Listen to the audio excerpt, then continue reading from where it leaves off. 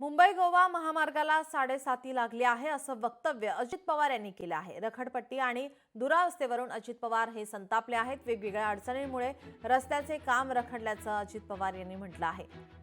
रखडलेला मुंबई गोवा महामार्ग आणि त्याची दुरावस्था यावरून उपमुख्यमंत्री अजित पवार वैतागले आहेत।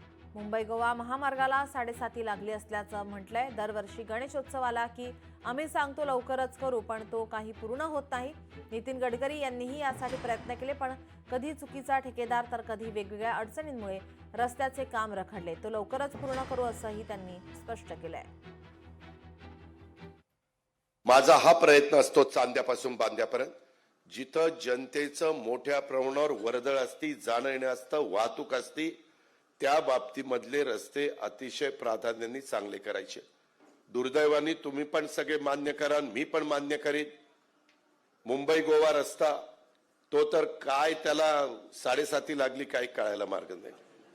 ते प्रत्येक वेळेस आता गणरायाचं आगमन यायचं म्हटलं की आम्ही म्हणतो की आता यावेळेस करायचा म्हणजे गडकरी साहेब पण अनेकदा बोलून गेले, परंतु असे काही कॉन्ट्रॅक्टर मिळतात, असं काही तरी विचित्र घडतं, कधी अशा काही अडचणी येतात की त्याच्यातनं गती देता येत नाही। तरी देखील आता तटकरे साहेबांनी मध्ये लक्ष घालून मला बोलून काही महत्वाच्या गोष्टी त्याच्यात करायला सांगितलेल्या आहेत आणि त्या आम्ही जवळपास आता मंजूर केलेल्या आहेत।